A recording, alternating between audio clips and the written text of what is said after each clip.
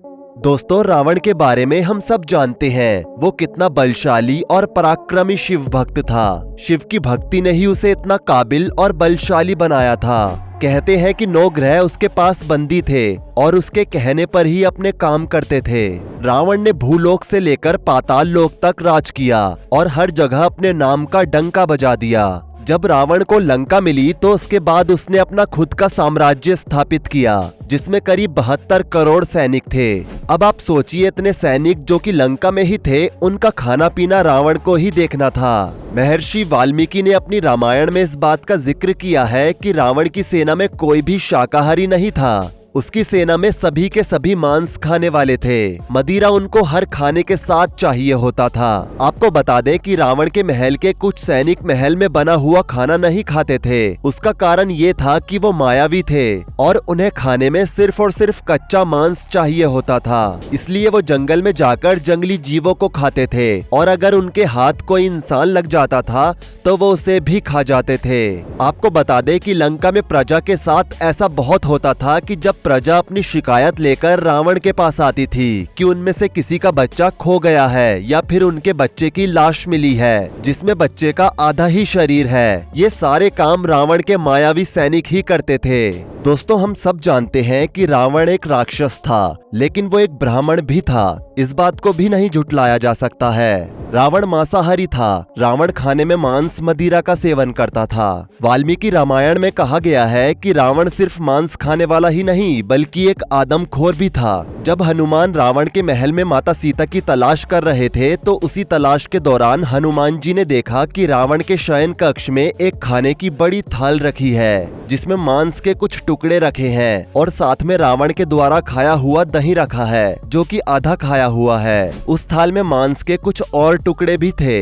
साथ में एक बड़े पात्र में मदिरा भी रखी हुई थी। दोस्तों, रावण चाहे जितना भी मांस खाने का शौकीन हो, लेकिन सोमवार और सोमवार के एक दिन पहले वो मांस और मदिरा का सेवन नहीं करता था। सोमवार के अलावा सोमवार की अमावस, शिवरात्रि, पूर्णिमा और एकादशी वाले दिन भी वो मांस और मदिरा का सेवन नहीं करता था। रावण शिव जी का बहुत बड़ा भक्त था। दोस्तों, अगर मैं आपसे कहूँ कि रावण इंसान का मांस खाता था तो इसे सुनकर अचंभे में मत होइएगा, क्योंकि ये बात बिल्कुल सही है। रामचरितमानस के कुछ दोहों में इस बात का वर्णन भी है। अभी आपके सामने कुछ दोहे हैं। इसमें पहले दोहे में बताया गया है कि जब हनुमान जी ने लंका में प्रवेश किया तो उन्हें मांस पकाने की बहुत तेज बदबू आई। तब उन्होंने देखा कि रावण के बैठक कक्ष में हिरन का मांस और भैंस का मांस पकाने के लिए रखा गया है। उसके बाद दोहे में इस बात का जिक्र किया गया है कि जब हनुमान जी थोड़ा सा आगे बढ़े तो उन्होंने देखा कि एक बड़े आंगन में कुछ मोर के पंख पड़े हुए हैं जिनमें खून लगा हुआ है। इधर उधर देखने पर पता चला कि वहाँ पर एक बड़ी परात में मोर को काट के रखा हुआ है ताकि उसे बाद में पकाया जा सके। और ये बात यहीं तक सीमित नहीं रही। हनुमान जी जब आगे बढ़े तो उन्होंने जो देखा उसे देखने के बाद उन्हें अपनी आंखों पर भी विश्वास नहीं हुआ।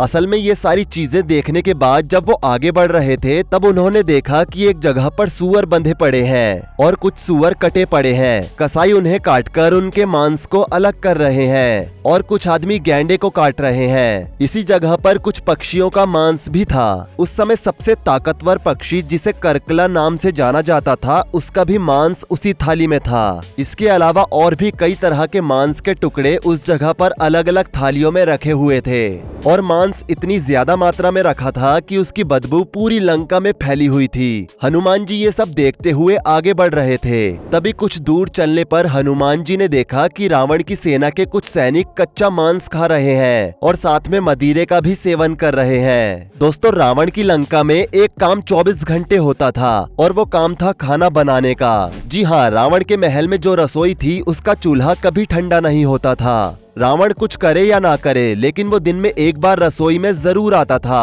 और देखता था कि रसोई में क्या बन रहा है। वो अपने सभी सैनिकों के खान पान का विशेष ख्याल रखता था। इन सब के पीछे एक बड़ा कारण और भी है। असल में रावण ने जब लंका को शिवजी से दक्षिणा के रूप में मांगा था तो उस दौरान शिवजी ने कहा था कि मैं तुम्हें ये लंका दक्षिणा में दे तो रहा हूँ, आज से ये लंका तुम्हारी हुई, लेकिन ये ध्यान रखना इसकी रसोई का चूल्हा कभी ठंडा नहीं होना चाहिए, क्योंकि जिस दिन रसोई का चूल्हा ठंडा हो जाएगा और उसकी आग बुझ जाएगी तो उस दिन तुम्हें इस दुनिया को छोड़ना पड़ेगा।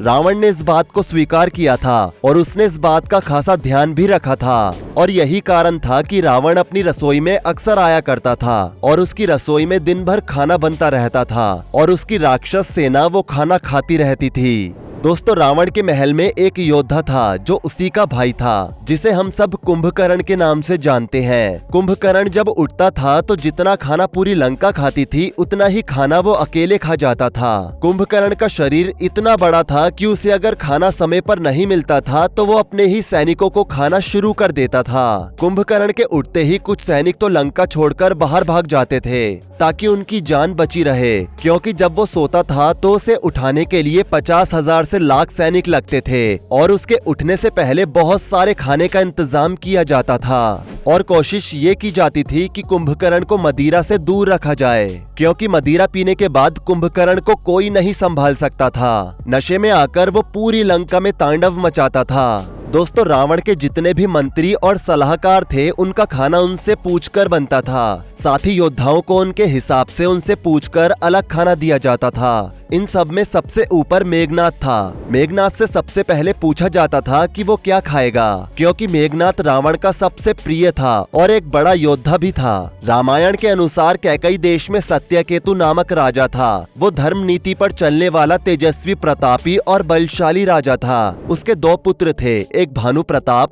और दूसरा अरिमर्दन। रामायण के अनुसार पिता की मृत्यु के बाद भानु प्रताप ने राजकाज संभाला और अपने राज्य के विस्तार के लिए युद्ध शुरू कर दिए। युद्ध के दौरान उसने कई राजाओं को हराया और उनके राज्य पर कब्जा कर लिया। भानु प्रताप के राज में प्रजा बहुत खुश थी। एक दिन भानु प्रताप विंध्याचल के घने जंगलों में शिकार पर निकला। वहाँ उसे जानवर दिखाई दिया। जानवर का पीछा करते करते वो जंगल के बहुत अंदर तक चला गया और भटक गया। जानवर का पीछा करते वक्त वो अकेला था। इस दौरान वो भूख प्यास से व्याकुल होने लगा। काफी भटकने के बाद उसे एक कुटिया दिखाई दी, जहाँ उसे एक मुनि दिखाई दिए। कहा जाता है कि वो मुनि कोई और नहीं बल्कि भानु प्रताप का हराया हुआ एक राजा था। उस मुनि को भानु प्रताप तो नहीं पहचान सका, लेकिन मुनि ने उसे पहचान लिया। भानु प्रताप ने मुनि से एक रात के लिए शरण मांगी। मुनि की बातों से भानु प्रताप बहुत ही प्रभावित हुआ। तभी दोनों वार्तालाप करने लगे। इसके बाद मुनि से भानु प्रताप ने विश्व विजयी होने का उपाय पूछा।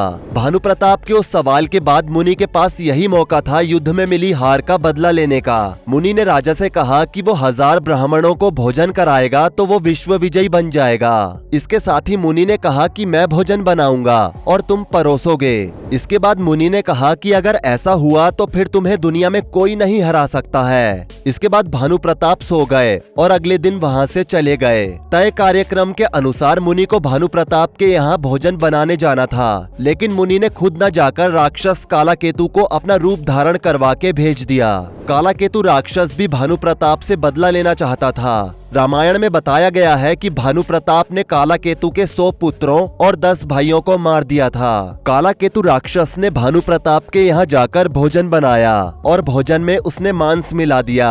बताया जाता है कि जब भोजन परोसा जा रहा था तब आकाशवाणी हुई और कहा गया कि भोजन खाने के बाद उनका धर्म नष्ट हो जाएगा। इसके बाद ब्राह्मण क्रोधित हो गए और भानु प्रताप को श्राप दिया कि अगले जन्म में तुम परिवार समेत राक्षस बनोगे। जब तक भानु प्रताप इस पूरे षड्यंत्र को समझता तब तक बहुत देर हो चुकी थी, क्योंकि इसमें उसकी कोई गलती नहीं थी। लेकिन ब्राह्मण श्राप दे चुके थे। धीरे धीरे उसका राजपाट चला गया और वो युद्ध में मारा गया।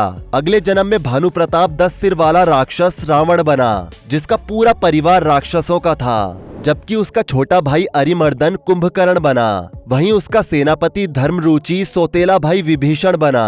दोस्तों, रावण अपने पूर्व जन्म में ऐसा नहीं था, बल्कि अनजाने में उससे एक पाप हुआ था, जिसकी वजह से उसे एक राक्षस का जन्म लेना पड़ा और मांस मदिरा का सेवन करना पड़ा। इसलिए इन सब से मुक्ति पाने के लिए वो शिवजी की पूजा करता था। दोस्तों, रावण भले ही एक राक्षस था, पराक्रमी था, लेकिन भगवान शिव के प्रति उसकी भक्ति सच्ची थी। तो दोस्तों, इतना सब कुछ जानने के बाद तो आपको पता चल ही गया होगा कि रावण और उसकी सेना क्या खाती थी। वैसे आपको ये जानकारी कैसी लगी नीचे कमेंट सेक्शन में जरूर बताएं। वीडियो को लाइक करें, शेयर करें और ऐसी ही और वीडियोस के लिए इस चैनल को सब्सक्राइब करके साथ में बेल नोटिफिकेशन को भी ऑल पर सेट कर लें। धन्यवाद।